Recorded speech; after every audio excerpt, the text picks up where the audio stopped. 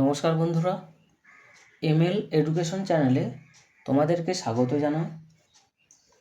এর পূর্বের ভিডিওতে তোমাদের শতাংশ বিন্দু ও শতাংশ র্যাঙ্ক অর্থাৎ percentile point and percentile rank বলে যে অধ্যায় ছিল, তো সেই অধ্যায় থেকে অবিন্যস্ত বা আনগ্রুপড রাশিমালা থেকে পার্সেন্টাইল পয়েন্ট বা শতাংশ বিন্দু বা পিপি কিভাবে নির্ণয় করতে হয় সে সম্পর্কে বিস্তারিতভাবে আলোচনা করেছি।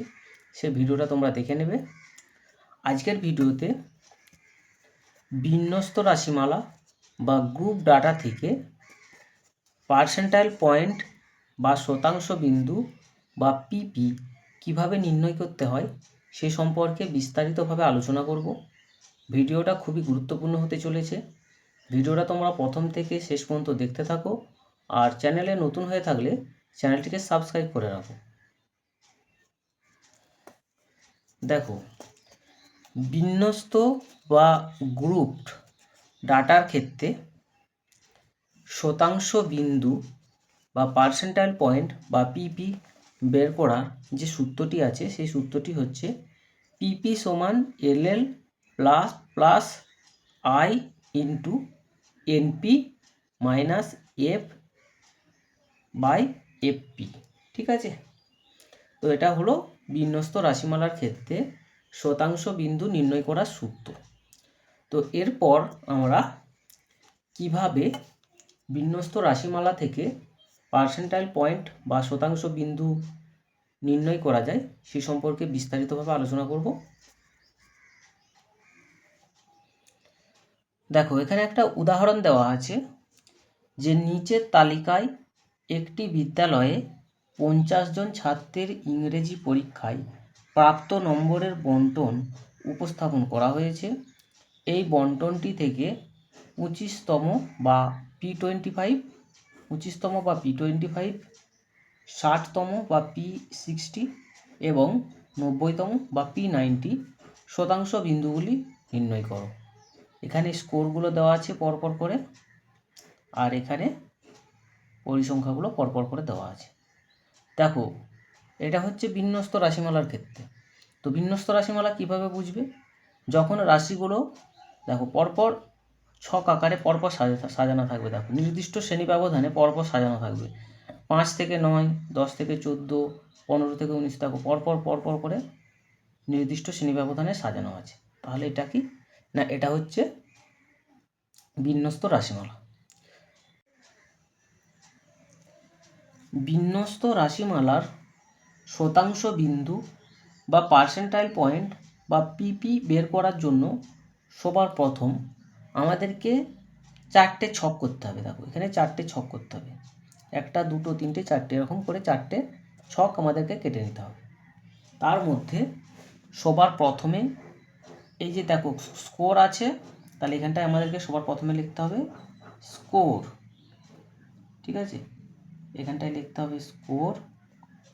তারপরে হচ্ছে এখানে যে এফ বা পরিসংখ্যাগুলো আছে, তাহলে এখানটায় লিখতে হবে এফ। তারপর হচ্ছে এখানেতে আমাদেরকে লিখতে হবে শ্রেণী সীমানা বা ক্লাস বাউন্ডারি। এখানটায় লিখতে হবে ক্লাস বাউন্ডারি বা শ্রেণী সীমানা। এই বাংলাটা বলে দিচ্ছি, ক্লাস বাউন্ডারি বা শ্রেণী সীমানা। এটা হচ্ছে শ্রেণী সীমানা। আর এফ মানে পরিসংখ্যা। তোমরা যে কোনো একটা লিখবে, হলে বাংলাগুলো লিখবে, নাহলে ইংরেজিগুলো লিখবে। আর এখানটায় হচ্ছে সিএমএফ। সিএমএফ এটা সংক্ষেপে লিখছি। সিএমএফ এর পুরো নাম হলো কিউমুলেটিভ ফ্রিকোয়েন্সি ডিস্ট্রিবিউশন। ঠিক আছে, কিউমুলেটিভ ফ্রিকোয়েন্সি ডিস্ট্রিবিউশন, ক্রমযৌগিক পরিসংখ্যা। এর বাংলা হলো ক্রমযৌগিক পরিসংখ্যা। তো এটা লিখছি, বলে দিলাম তোমাদেরকে। তো এই 4টে ছক আমাদেরকে সবার প্রথমে আমাদেরকে করে নিতে হবে। ঠিক আছে, সবার প্রথমে হচ্ছে স্কোর। এখানটায় যেমন স্কোরগুলো আছে স্কোরগুলো পরপর লিখতে হবে, আর এখানে যে পরিসংখ্যাগুলো আছে পরিসংখ্যাগুলো পরপর লিখতে হবে। আর এখানে যে বাড়তি দুটো ছক করতে হবে, একটা হচ্ছে ক্লাস বাউন্ডারি বা শ্রেণী সীমানা, আর একটা হচ্ছে কিউমুলেটিভ ফ্রিকোয়েন্সি বা সিএমএফ বা ক্রমযৌগিক পরিসংখ্যা। ঠিক আছে, তো সবার প্রথমে এখানে যে স্কোরগুলো আছে দেখো পরপর করে 5 থেকে 9, 10 থেকে 14, 15 থেকে 19। তো এখানে স্কোরগুলোকে আমরা ছোট থেকে বড় পরপর সাজাবো। ঠিক আছে, পরীক্ষার প্রশ্নপত্রে তোমাদের প্রশ্নটা কিন্তু ঘুরিয়ে দিতে পারে। দেখো বড় থেকে ছোট 45 থেকে 49, 40 থেকে 44, 35 থেকে 39 এরকম দিয়ে দিতে পারে। তো তোমরা ছোট থেকে বড় পরপর সাজাবে, সেই নিয়মেই এই অঙ্কটাকে এখানে মানে প্রস্তুত করা হবে। তো এখানে আছে সবার প্রথমে দেখো এখানে স্কোরগুলো পরপর লিখবো। সবার প্রথমে আছে 5 থেকে 9, তারপর আছে 10 থেকে 14, আর সবার শেষে আছে 45 থেকে 49।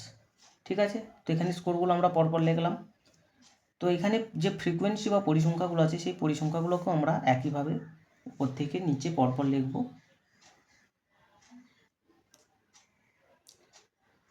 পরিসংখ্যাগুলো এখানে পরপর লেখার পর এই জায়গার মধ্যে আমাদেরকে লিখতে হবে এন। এন মানে হচ্ছে মোট কতগুলো পরিসংখ্যা আছে, তো এগুলোকে যোগ করে যে মোট কতগুলো পরিসংখ্যা আমরা পাচ্ছি তো সেটাকে এখানে লিখতে হবে। তাহলে এখানে আমরা এনের মান পাচ্ছি কত না 50। এরপর হচ্ছে ক্লাস বাউন্ডারি বা শ্রেণী সীমানা। ক্লাস বাউন্ডারি বা শ্রেণী সীমানা, এখানে দেখো ক্লাস বাউন্ডারি বা শ্রেণী সীমানা বার করতে হলে এখানে যে স্কোরগুলো আছে তো এইটা হচ্ছে কি এখানে দুটো স্কোর আছে 5 আর একটা হচ্ছে 9। তো এটা হচ্ছে এটার আপার লিমিট এবং এটার লোয়ার লিমিট আর এটার আপার লিমিট। লোয়ার লিমিট বা নিম্ন সীমা, আপার লিমিট বা উচ্চ সীমা বের করতে হবে। ঠিক আছে, তো লোয়ার লিমিট বা নিম্ন সীমা বের করতে হলে এর থেকে 0.5 বিয়োগ করতে হবে, আর এটার ঊর্ধ্বসীমা বা আপার লিমিট বের করতে হলে এর সাথে 0.5 যোগ করতে হবে। ঠিক আছে, তাহলে এই সংখ্যাটার সাথে কি করতে হচ্ছে না 0.5 বিয়োগ করতে হচ্ছে, আর এই সংখ্যাটার সাথে 0.5 যোগ করতে হচ্ছে। তাহলে এখানটায় আমরা পাচ্ছি কত না 4.5 আর এখানটায় পাচ্ছি 9.5। ঠিক আছে, ঠিক একইভাবে এখানটাতে পাচ্ছি 9.5, মানে 10 থেকে 0.5 বিয়োগ করলে পাচ্ছি 9.5, আর এখানটায় 14 থেকে 0.5 যোগ করলে পাচ্ছি 14.5। ঠিক আছে, তো এরকম করে আমরা কি করব না এখানে যে স্কোরগুলো আছে তো এগুলোর ক্লাস বাউন্ডারিগুলো পরপর আমরা এখানে বসাবো। এখানে ক্লাস বাউন্ডারি বা শ্রেণী সীমানা বের করার পর আমাদেরকে সিএমএফ বা কিউমুলেটিভ ফ্রিকোয়েন্সি বা ক্রমযৌগিক পরিসংখ্যা নির্ণয় করতে হবে। তো সিএমএফ বের করার নিয়ম হলো এখানে যে পরিসংখ্যার ঘরটা দেখো এই পরিসংখ্যার ঘরের মধ্যে সবার প্রথমে আছে কত 2, তাহলে এখানটায় সিএমএফের জায়গায় সবার প্রথমে আছে 2। এরপর কি করতে হবে এখানে যে সংখ্যাগুলো আছে একটার সাথে একটা পরপর যোগ হয়ে হয়ে যাবে। ঠিক আছে, তাহলে 2 এর সাথে 4 যোগ করলে আমরা পাচ্ছি কত 6, 6-এর সাথে 6, আবার এখানে 6-এর সাথে 6 যোগ করলে পাচ্ছি কত 12, 12-র সাথে 8 যোগ করে পাচ্ছি আমরা 20। ঠিক আছে, 20-র সাথে 11, এরপর হচ্ছে 20-র সাথে 11, 20-র সাথে 11 যোগ করে পাচ্ছি আমরা 31, 31-এর সাথে 7 যোগ করে পাচ্ছি আমরা 38, 38-এর সাথে 5 যোগ করে পাচ্ছি আমরা এখানে পাচ্ছি 43, 43-এর সাথে 4 যোগ করে পাচ্ছি 47, আর 47-এর সাথে 3 যোগ করে আমরা পাচ্ছি কত না 50। ঠিক আছে, দেখো এখানে 50 এখানে 50, যখন এই দুটো মিলে যাবে তখন জানবে তোমাদের সিএমএফ বের করার যেটা সেটা ঠিক হয়েছে। ঠিক আছে, তো এই কাজটি সবার প্রথমে তোমাদেরকে করতে হবে। এরপর কি বলেছে যে প্রশ্নের দিকে আমরা তাকাই, এই বন্টনটি থেকে 25তম সবার প্রথমে আছে দেখো 25তম P25, 60তম P60 এবং 90তম P90।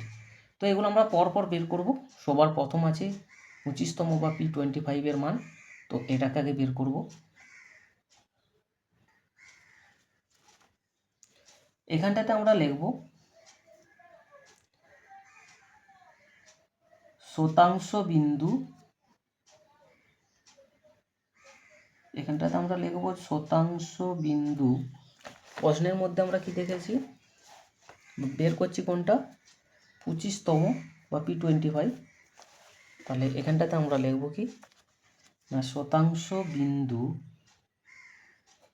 P25, ঠিক আছে।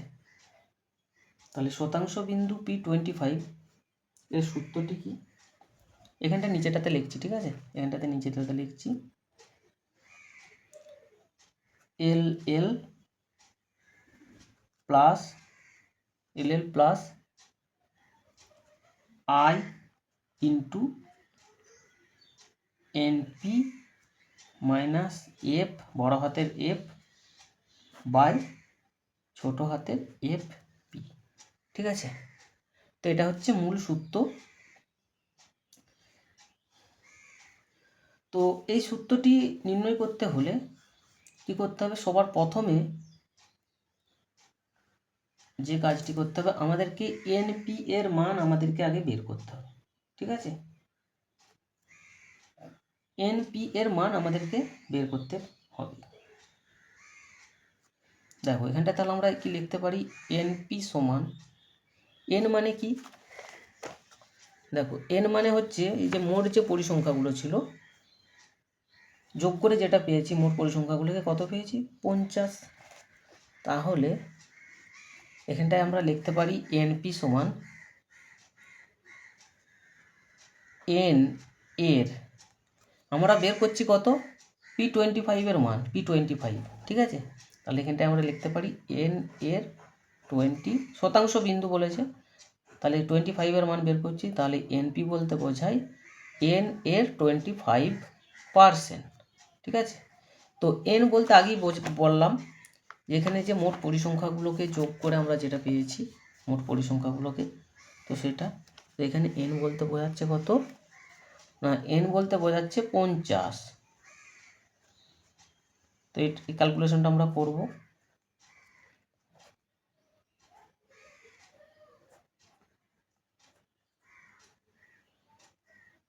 তাহলে এখানটা আমরা পাচ্ছি কত 5 5 25, 25 বাই 2 25কে 2 দিয়ে ভাগ করে আমরা পাচ্ছি কত না 12.5, ঠিক আছে। তাহলে এখানটায় আমরা NP এর মান আমরা পেয়ে গেলাম। এই NPটার মান আগে বের করতে হবে, না হলে আমরা এই যে LL F FP এর মানগুলো আমরা বের করতে পারবো না, ঠিক আছে। তাহলে সবার প্রথমের কাজ হচ্ছে আমাদেরকে NP এর মান বের করতে হবে। তো NP এর মান আমরা পেলাম কত না 12.5। তাহলে এই সূত্রের মধ্যে আগে এই দেখো LL, তো LL এগুলো আগে বের করে নিই। LL বলতে বোঝায় লোয়ার লিমিট বা নিম্ন সীমা। তো কিসের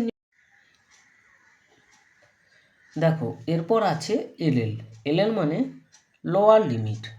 তো কিসের লোয়ার লিমিট আমরা বের করব, তো লোয়ার লিমিট বের করার জন্য এখানে যে CMFগুলো আমরা নির্ণয় করেছি পরপর করে, এই CMFগুলোর দিকে তাকাও। দেখো এখানে আমরা NP এর মান কত পেয়েছি না 12.5। তো এর উপর ভিত্তি করে আমরা এই CMF ঘরের দিকে তাকাও। দেখো 12.5 কোন ঘরটার মধ্যে আছে না 12.5 আছে এই ঘরটার মধ্যে 20 ঘরটার মধ্যে, ঠিক আছে।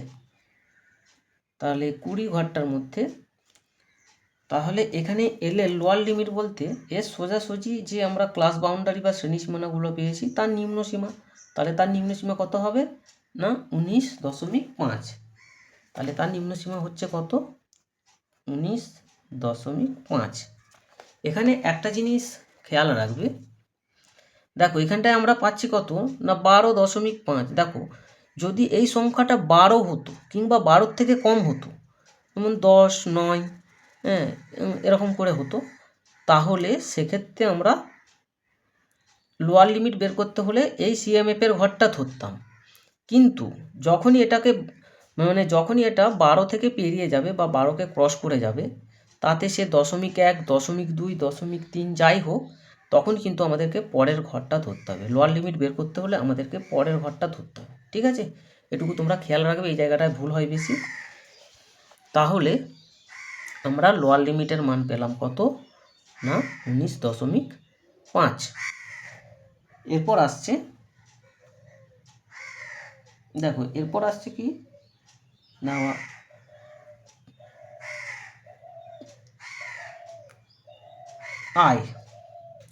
আই মানে হচ্ছে ইন্টারভ্যাল বা শ্রেণী ব্যবধান।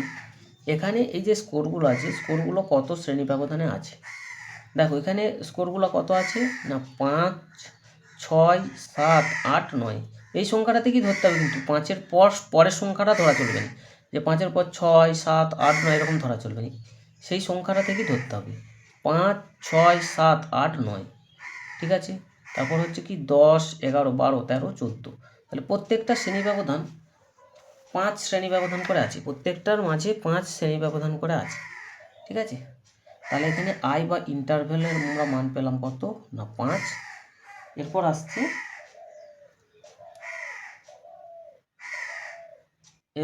কত,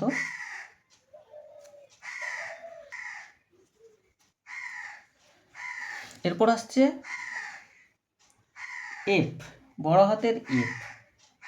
তাহলে বড় হাতের এফ বলতে বোঝায়, দেখো যেখানে আমরা এই যে 12.5 এনপির মানে এল এর লোয়ার লিমিট যেটা বের করতে আমরা যে 12.5 যে সিএমএফ ঘরের মধ্যে আছে, 12.5 আছে কোথাও না এই ঘরটার মধ্যে। ঠিক আছে, তাহলে তার আগের যে সিএমএফ, ঠিক আছে, এরকম ভালো করে মনে রাখবে।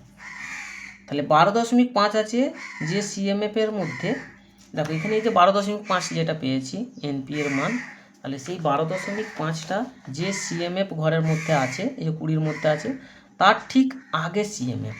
তাহলে তার ঠিক আগে সিএমএফ কত না 12। তাহলে এখানে বড় এফ এর মান আমরা পেলাম কত 12। ঠিক আছে, এরপর আসছে এফপি, এরপর আসছে এফপি। তো এফপি বলতে, এফপি বলতে বোঝায় এই যে এনপি বা 12.5 যে সিএমএফ ঘরের মধ্যে আছে, এই ঘরটার মধ্যে আছে, তার সোজাসুজি যে পরিসংখ্যা, তার সোজাসুজি যে পরিসংখ্যা সেটা। ঠিক আছে, তাহলে 12.5 পেয়েছি এই ঘরটার মধ্যে, তার সোজাসুজি পরিসংখ্যা হচ্ছে কত 8। তাহলে এখানে আমরা এফপি এর মান পেলাম কত না 8। তো এরপর আমরা সূত্রগুলোকে এখানে প্রয়োগ করে পরপর করে নির্ণয় করার চেষ্টা করব। ঠিক আছে, তাহলে লোয়ার লিমিটের মান আমরা পেয়েছি কত 19.5 প্লাস আয়ের মান পেয়েছি কত না 5। এনপি এর মান পেয়েছি 12.5 মাইনাস বড় হাতের এফ হচ্ছে কত 12 বাই এফপির মান হচ্ছে 8। এই যে এফপির মান হচ্ছে 8। তো এটাকে আমরা ক্যালকুলেশন করব পরপর করে। তো এটাকে ক্যালকুলেশন করে আমরা পাচ্ছি কত না 19.81। এগুলো তোমরা সব ক্যালকুলেটারের সাহায্যে করবে। ঠিক আছে, তাহলে এখানে আমরা পাচ্ছি নর্মাল যে ক্যালকুলেটর হয় সেই ক্যালকুলেটারের সাহায্যে করবে। তাহলে এখানে আমরা পাচ্ছি কত না 19.81। তাহলে P25 শতাংশ বিন্দু P25, এই যে প্রশ্নের মধ্যে যেটা আছে যে 25তম বা P25, তাহলে এর মান আমরা পেয়ে গেলাম এখানে। তাহলে এর মান আমরা পাচ্ছি কত না 19.81। এর পরে কি প্রশ্ন বলেছে দেখি, এর পরের যে প্রশ্ন বলেছে 60তম বা P60। তো এরপর আমরা কি করব, 60তম এর মান নির্ণয় করব। দেখো এখানটাতে একটা, যেহেতু এটা হয়ে গেছে তার পাশে একটা দাঁড়ি টানলাম। তাহলে এরপর আমরা কি করব, এখানটায় শতাংশ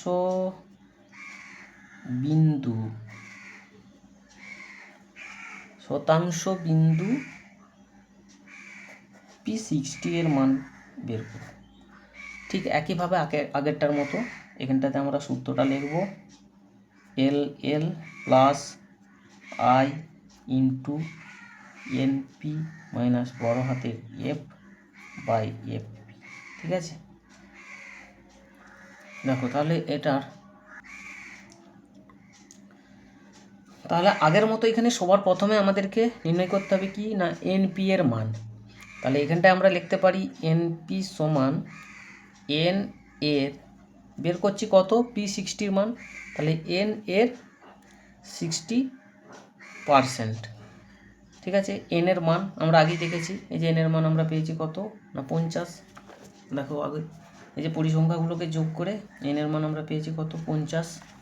তাহলে এখানটাতে আমরা লিখতে পারি 50 × 60/100, 0 0 কাটা 0 0 কাটা, তাহলে এখানে আমরা পাচ্ছি কত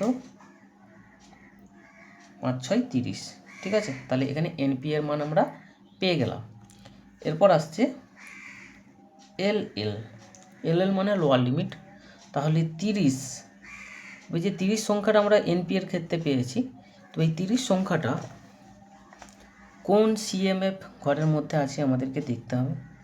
দেখো 30 সংখ্যাটা আছে এই ঘরটার মধ্যে, 31 ঘরটার মধ্যে। ঠিক আছে, এই যে ঘরটা আছে এই ঘরটার মধ্যে আছে কত না 30। তাহলে এটা এলএল মানে কি, এলএল মানে কি লোয়ার লিমিট। তাহলে 30 সিএমএফ যে ঘরে আছে, 30 সংখ্যাটার এই সিএমএফ ঘরের মধ্যে আছে, তাহলে এটা নিম্ন সীমা হবে কত 24.5 বা লোয়ার লিমিট 24.5। তাহলে এখানে আমরা পাচ্ছি কত এলএল এর মান 24.5। তারপর হচ্ছে আই, আই বা ইন্টারভেল। আগেই বলেছি এই যে স্কোরগুলো আছে কত শ্রেণী ব্যবধান আছে আগে আলোচনা করেছি যে প্রত্যেকটা স্কোর 5 থেকে 9, 10 থেকে 14, 5 শ্রেণী ব্যবধান করে আছে, 5 6 7 8 9। আবার দেখো 10 11 12 13 14 প্রত্যেকটাই 5 শ্রেণী ব্যবধান আছে। তাহলে এখানে আমরা কি লিখব আই সমান 5। তারপর হচ্ছে বড় হাতের এফ, বড় হাতের এফ হচ্ছে এনপি এর মান 30 পেয়েছি 30। তাহলে 30 সংখ্যাটা যে সিএমএফ ঘরের মধ্যে আছে তার ঠিক আগের সিএমএফ, তাহলে আগের সিএমএফ হলে কত হবে না 20। তাহলে আগের সিএমএফ হবে কত না 20। এরপর আসছে এফপি, এফপি এর মান কি এখানে পেয়েছি কত এনপি এর মান পেয়েছি 30। তাহলে 30 সংখ্যাটা যে সিএমএফ ঘরের মধ্যে আছে এই ঘরটার মধ্যে তার সোজাসুজি পরিসংখ্যা, তার সোজাসুজি পরিসংখ্যা বা ফ্রিকোয়েন্সি কত না 11। তাহলে এখানে এফপি এর মান আমরা পাচ্ছি কত না 11। ঠিক আছে, তো এরপর আমরা এর যে মানগুলো আছে মানগুলো এখানে পরপর বসাবো। তাহলে লোয়ার লিমিট মান পেয়েছি কত 24.5 প্লাস আই মানে ইন্টারভেল বা শ্রেণী ব্যবধান, তাহলে শ্রেণী ব্যবধান পেয়েছি কত 5 ইন্টু এনপি এর মান পেয়েছি 30। দেখো এনপি এর মান পেয়েছি কত 30, তাহলে এখানটায় 30 মাইনাস বড় হাতের এফ মানে 20/এফপি মানে 11। ঠিক আছে, তো এই ক্যালকুলেশনটা আমরা করব। তো এটাকে আমরা ক্যালকুলেশন করে পাচ্ছি কত 29.04। তাহলে আমরা পাচ্ছি শতাংশ বিন্দু বা P60 যেটা প্রশ্নের মধ্যে দেওয়া ছিল, এই যে P60 এর মান পাচ্ছি আমরা কত না 29.4। ঠিক আছে, তাহলে এখানে আমরা দুটো মান পেয়ে গেলাম, একটা হচ্ছে P20 বা 25তম শতাংশ বিন্দু, আর একটা হচ্ছে P60। এই দুটো মান পেয়ে গেছি। এরপর যেটা আছে শেষ 90তম বা P90। তো এটাকে এখানে জায়গার একটু প্রবলেম আছে আর কি খাতার মধ্যে, তো তোমাদের দেখার সুবিধার জন্য এখানটার মধ্যেই ছোটো করে করছি। ঠিক একইভাবে এখানটাতে আমরা লিখব কি শতাংশ বিন্দু P90 সমান L L plus I into NP minus বড় হাতের এফ বাই এফ। ঠিক আছে, তো এখানটা একটা দাগ টেনে দিচ্ছি। তো সবার প্রথম বার করতে হবে আগের মতোই এনপি এর মান বের করতে হবে। তাহলে এনপি সমান এর নিচেটাতে লিখছি এন এর পি আমরা মান বার করছি কত 90 মান P90, তাহলে এন এর 90%। এন এর মান আমরা আগেই জেনেছি এন সমান 50, তাহলে 50 গুণিত 90/100, 0 0 কাটা 9 4 36, 9 5 45, তাহলে এনপি এর মান আমরা পেলাম কত 45। ঠিক আছে, এরপর কি লোয়ার লিমিট এলএল। এরপর হচ্ছে এলএল এর মান বের করছি। এলএল বলতে লোয়ার লিমিট, দেখো 45 যে সংখ্যাটা পেলাম এনপি এর মান, তো এই 45 সংখ্যাটা কোন সিএমএফ, এখানে সিএমএফ এর যে মানগুলো পেয়েছি কোন সিএমএফ ঘরের মধ্যে আছে। দেখো 45 সংখ্যাটা আছে, দেখো 43 তো হবে না কারণ সংখ্যাটা ছোট হয়ে যাচ্ছে, তাহলে 45 সংখ্যাটা আছে এই ঘরটার মধ্যে 47। ঠিক আছে, তাহলে এই ঘরটার মধ্যে, তাহলে এলএল মানে কি লোয়ার লিমিট বের করতে হলে কী হবে না 45 সংখ্যাটা মানে এনপি এর যে মানটা পেয়েছি 45 সংখ্যাটা যে সিএমএফ ঘরের মধ্যে থাকবে তার নিম্নসীমা বা লোয়ার লিমিট, তাহলে তার নিম্নসীমা পাচ্ছি কত 39.5। ঠিক আছে, 39.5। এরপর হচ্ছে আই মানে ইন্টারভ্যাল, আগেই বলেছি এইগুলো কত 5 শ্রেণী ব্যবধানে আছে, তাহলে 5। তারপর হচ্ছে বড় হাতের এফ, বড় হাতের এফ বলতে এনপি এর মান পেয়েছি কত 45টা যে সিএমএফ ঘরের মধ্যে আছে 47 ঘরের মধ্যে, তার ঠিক আগের সিএমএফ, কত হচ্ছে না 43, তাহলে এখানটায় পাচ্ছি কত না 43। আর পরে রইল কত এফপি, তাহলে এফপি বলতে এনপি এর মান কত পেয়েছি 45, তাহলে এই 45টা যে সিএমএফ ঘরের মধ্যে আছে তার সোজাসুজি পরিসংখ্যা বা ফ্রিকোয়েন্সি, তার সোজাসুজি পরিসংখ্যা কত না 4, তাহলে এফপি এর মান পাচ্ছি আমরা কত 4। তো এরপর এখানে মানগুলো আমরা পরপর বস করাবো। তাহলে সবার প্রথম আছে কত এলএল এর মান পাচ্ছি কত 39.5, আই মানে 5 ইন্টু এনপি এর মান পেয়েছি 45 মাইনাস বড় হাতের এফ এর মান পেয়েছি 43 বাই এফপি এর মান পেয়েছি 4। ঠিক আছে, 5 ইন্টু